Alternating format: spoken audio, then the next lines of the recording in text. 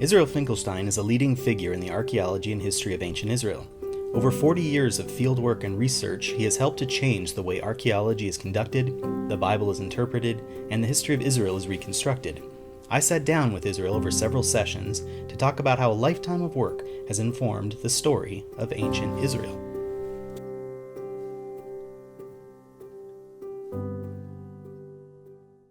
All right, welcome Israel. Good to be back. Great. In our last episode, we talked about the collapse of late Bronze Age civilization. What happened after the collapse? The collapse of the late bronze opened the way to major changes in the history of the Levant in general and the land of Israel in particular, because the outcome is the rise of the territorial kingdoms, including the kingdoms of Israel and Judah, the two Hebrew kingdoms. So the major process that needs to be looked at in order to understand the rise of the territorial kingdoms is the process of the wave of settlement that takes place in the Highlands west of the Jordan River and east of the Jordan River. These are the people that become Israel and Judah and Ammon and Moab and Aram, including Aram Damascus, in the coming centuries. Who are these people? They don't come from nowhere. No, they don't come from nowhere. We see them very clearly, especially we see them as a result of the very intensive surveys that were conducted in the Highlands and especially west of the Jordan River in the 1980s. We need to ask later in our conversation about their origin, of course. But first, it's enough now to say that these are the people that can be described as Proto-Israel, Proto-Ammon if you wish, Proto-Moab, or the early Israelites. Why am I saying this? Because they sit in the same territory where the two Hebrew kingdoms are going to rise about 2 centuries after the collapse of Canaan, of Egyptian rule and city-states, Canaanite city-states.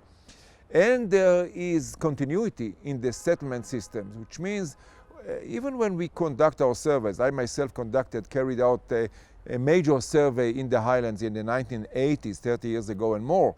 And most of the sites where we encountered pottery from, let's say, the Iron Age II, the 9th and 8th centuries, the time of the Israelite kingdom, or those people working in, archaeologists working in Judah, 8th, 7th century Judahite sites, one can see that these sites were inhabited before, and the roots go back to the 12th or 11th centuries BC. So there is continuity, and therefore it is legitimate to call them Proto-Israelites or early Israelites. So can we identify these Proto-Israelites with the people called Israel in the famous Merneptah stele? Oh yes, this is a big question. The Merneptah stele is a very important one. We need first of all to speak about it a word or two. We are dealing here with a stele that was established, erected by King Merneptah of Egypt. He ruled in the late 13th century. And he describes a campaign that he carried out into the land of Canaan.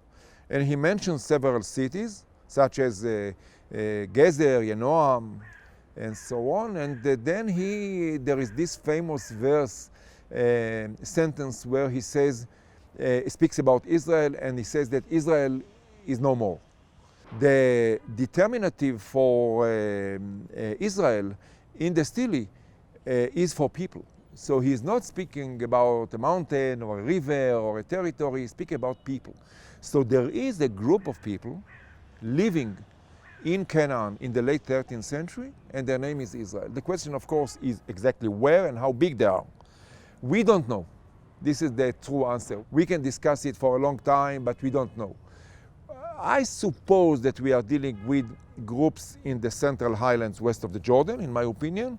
We are probably dealing with not very big groups, and this is an important issue that needs to be revisited when we speak about the earliest territorial entity named Israel, because the name Israel appears here for the first time, and then there is a gap of several centuries until the name Israel appears for the second time, and I'm speaking about the middle of the 9th century in the inscription of Shalmaneser III describing the Battle of Karkar in the time of Ahab, a king of Israel. Still, the mention of Israel in the Merneptah Stele is extremely important for understanding the rise of ancient Israel. In previous conversations, you really emphasized changes that were taking place in the Highlands during this transitional period. So describe to me what's happening there at this point. I think we need to speak about chronology, and I think we need to speak about population and geography. From the point of view of chronology, there is a link between the crisis, definitely, and the beginning of the settlement, this wave of settlement in the Highlands. When I speak about wave of settlement, Matt, we are speaking about a big change. I mean, for the late Bronze Age, I can count something, I can give to you a list of maybe 25, 35 sites in the Highlands west of the Jordan, whereas for the Iron One, a while later, 50, 60, 70 years later, a century later, we can list something like 250 sites, almost 10 times bigger the number of sites and thereby also population. So something big is happening. It starts possibly, though difficult to prove right now, because we don't have enough radiocarbon dates for the Highlands, for these sites, but probably starting in the late 13th century, and this can coincide with the name Israel in the Merneptah Stele, of course, and then picking up speed in the 12th century, still within the period of the big collapse, the big crisis at the end of the Bronze Age.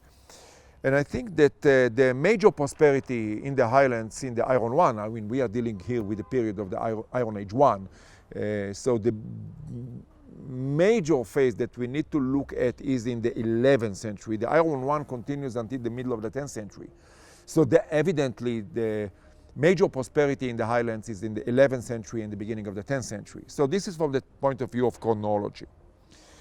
When we speak about population, we are dealing with the west of the Jordan, with the Jordan River, 250 sites, but most of them are small, not fortified, elementary, so to speak, and it's not a big population of hundreds of thousands of people. I suppose, once I made a calculation, that in the entire region of the Highlands, perhaps we can count something like 30, 40,000 people west of the Jordan River, but there is also population east of the Jordan River that needs to be taken into consideration when we speak about this period. And there is already in the Iron One a clear dichotomy between north and south because of geographical reasons. In the south, the number of sites and the number of people is very limited. I suppose that in Judah, here Jerusalem and Judah to the south of us, all the way to Hebron, Bethlehem, Hebron, and the southern region of Judah, I would say maybe no more than 2,000 people in the Iron One. This is very significant to understand also biblical testimony. Whereas north of Jerusalem, in the territory of what is going to be Israel soon, we can maybe list something like 30,000 people, so more. And the same holds true for the situation in Transjordan, in the area of the Jabbok River, north of Amman, more people, more settlements, and bigger population. South in Moab and definitely in Edom, the population is very limited until later in the Iron II. So where are these people coming from? Starting in the 70s, in fact late 60s of the 20th century, major surveys had been conducted in the Highlands, mainly west of the Jordan, but also in Jordan, in the Kingdom of Jordan, in Transjordan. And they showed, in fact, one thing in a very clear way, that there were several ups and downs in the history of these regions in the Bronze and Iron Ages. Wave of settlement and decline, wave of settlement and decline. So the first wave in the early Bronze, decline in the intermediate Bronze, another wave in the major part of the Middle Bronze Age, decline in the Late Bronze, and then again this wave of the Iron One.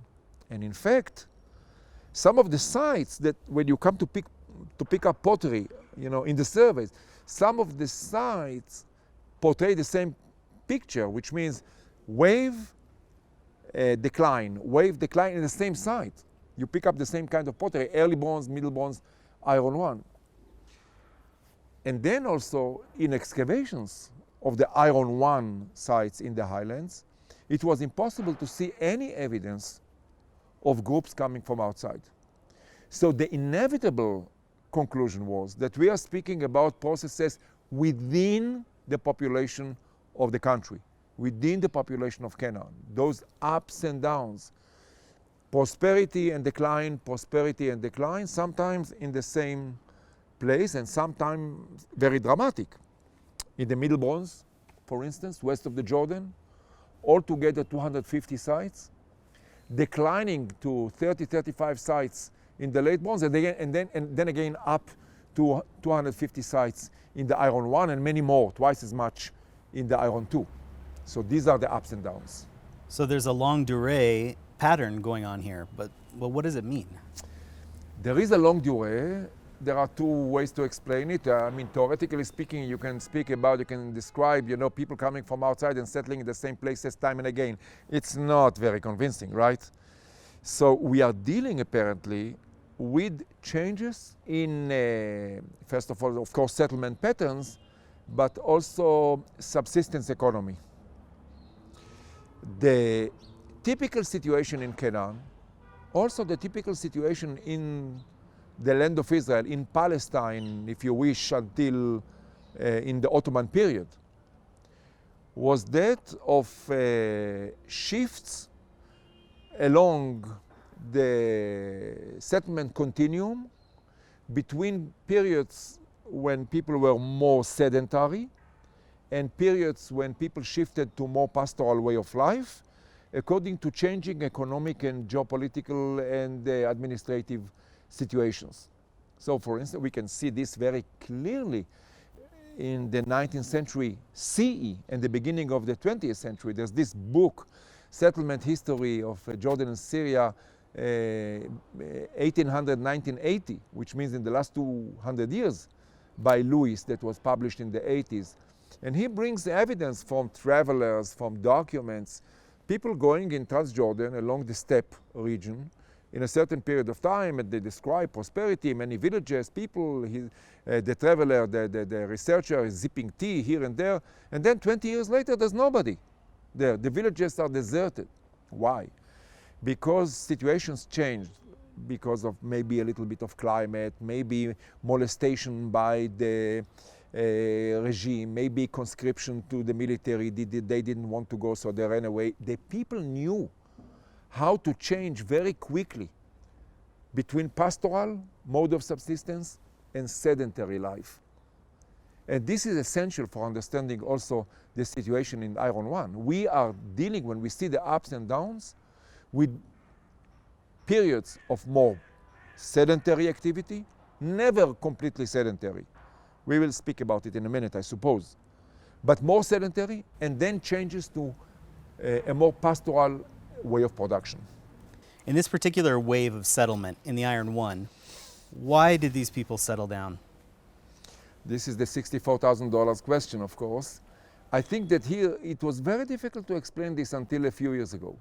And here I go back to our conversation about the crisis and the climate change at the end of the Late Bronze Age. Because until we managed to notice, according to pollen studies, that to identify this climate crisis at the end of the Bronze Age, it was difficult to explain indeed. Why such a big change in the mode of production, in the settlement patterns and so on? Now we do understand, I think, because the typical situation in Canaan and the later centuries in the Levant is this distinction between settlers and nomads. Now, we understand today that nomadic way of life, of pastoral nomadic way of life, is an outcome, an offshoot of sedentary life. And it depends on the ability of the settled people to produce enough surplus of grain. If the sedentary people produce enough surplus of grain, This enables people to engage in pastoral nomadism and then, of course, prosper better because they can specialize in pastoral production. And those in the sedentary lands specialize in grain growing and other productions of sedentary life. Now, in view of the climate crisis, when the climate crisis started, slowly, gradually, the sedentary communities could not produce anymore enough surplus of grain in order to enable this pastoral way of life. And the outcome was that the pastoral people who had the know-how how to shift back to sedentary life indeed took this step and went back to sedentary life in order to produce their own grain. And this is the reason, at least for the change at the end of the Bronze Age, from the late Bronze to the Iron One, this is probably the main mover, the prime mover behind the process of the wave of settlement in the Highlands. So you spoke about this wave of population in the Highlands occurring both west of the Jordan and east of the Jordan. Can we distinguish between them at this point in time? And if so, how? Very difficult. In fact, impossible. I consider myself as one who knows well the material culture of the Iron One west of the Jordan because of my surveys, because of my excavations at Shiloh in the 80s. Give me a test here at the Albright. Put on one table collection of elements of material culture from Shiloh and a collection from a site near Amman. My chances of passing the test would be 50% because I will not be able to distinguish. I will have to guess. And this continues also not only in the Iron One, it continues later because it takes time only when the territorial kingdoms emerge that the different groups develop specific aspects of material culture in pottery and other items. In the Iron One, no. So the pottery is the same, the architecture, houses with the stone pillars and so on, the architecture is the same, the layout of the sites is the same, basic sites, not very prospering. So it's impossible to really make the distinction. So what to do? 20, 30 years ago, all of a sudden, we had this notion that there is a solution. And several authors, researchers, raised the possibility that we need to look at the culinary practices of these people, the foodways. We all know that foodways always depict, identity of people. Today also, we go to an Italian restaurant, to a French restaurant, Mexican, and so on. So in antiquity, perhaps also. And researchers for a while noticed that in the Highlands, in the settlements that had been excavated, there is no evidence for raising pigs, and hence there is no evidence supposedly for consumption of pork. Whereas in the lowlands, and especially in Philistia, these people were really pork consumers. They raised pigs, and the percentage of pig bones in the assemblages is very significant. So the idea was that we have here a we and they situation. The Israelites or proto-Israelites in the Highlands, because they look at the Philistines and they see them as some sort of enemies because of clashes on the border between the two groups. So they say, well, what exactly symbolizes the Philistines? They eat pork, they raise pigs, so we prevent. We are not going to raise pigs. The idea was that the pork prohibition in the Bible comes from the situation, from the reality of the Iron One.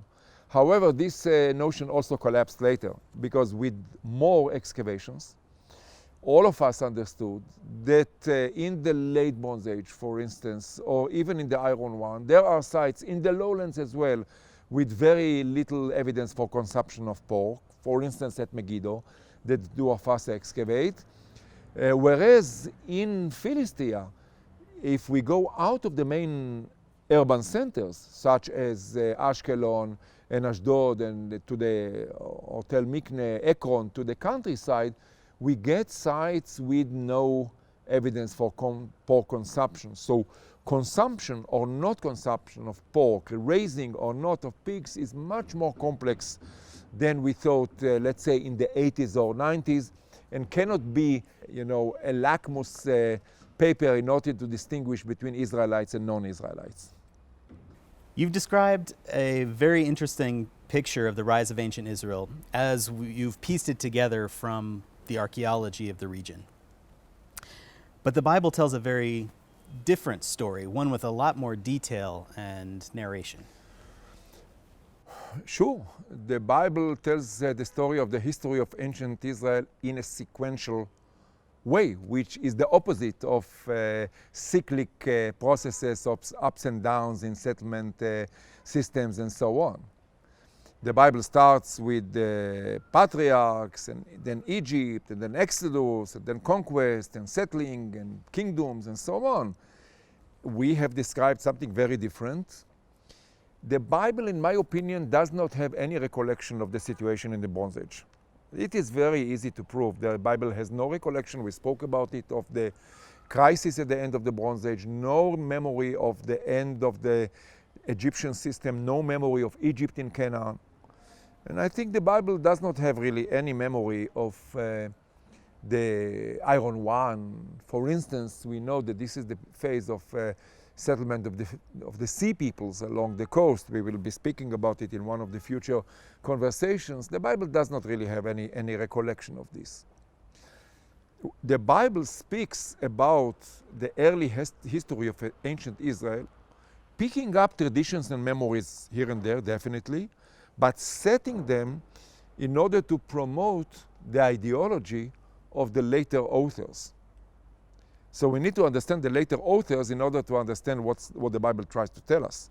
So the conquest of Joshua, for instance, is basically a conquest to be, which is told in order to promote the goals of the authors in Jerusalem in the time of King Josiah in the late 7th century BC. I hope to be speaking about it with you in the future.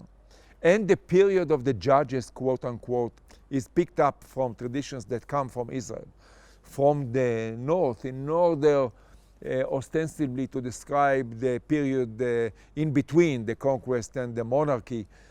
However, there is good reason to believe that the description is that of the situation in the very early days of the Northern Kingdom. So in the Bible, in fact, we do not have a portrayal of the situation in Canaan and in the period between, let's say, the 13th and the 11th centuries BC. Okay, so that's the rise of ancient Israel. Let's summarize. There's a lot of material. Yeah, let's try to summarize this. In order to understand the rise of ancient Israel, we need to look at the settlement patterns. We need to look at modes of production. We need to divert a little bit to the side of anthropology, in fact. And we see these cyclic processes, these ups and downs in the Highlands, starting in the early Bronze, which means starting in the late 4th millennium BC and continuing until the rise of the territorial kingdoms of Israel and Judah. And we need to decipher this on the background of shifts between more pastoral and more sedentary mode of productions, according to shifting, to changes, to transformations, economic, political, geopolitical, in the region and beyond, in fact. We need to understand the ancient Israelites as Canaanites. They come from the local stock of Canaan. We see this in the settlement patterns, and we see this also in the material culture. And in the beginning, they are part of the other groups that will later become Moab and Ammon and Damascus and so on. And they distinguish themselves with the rise of the territorial kingdoms, and their material culture becomes apparent, distinguished from each other also in the later centuries. All right. So next time we're going to look a little bit closer at the rise of the territorial kingdoms in this region, in particular the rise of Israel out of these highland communities. Right. All right. See you next time. Sure, with pleasure.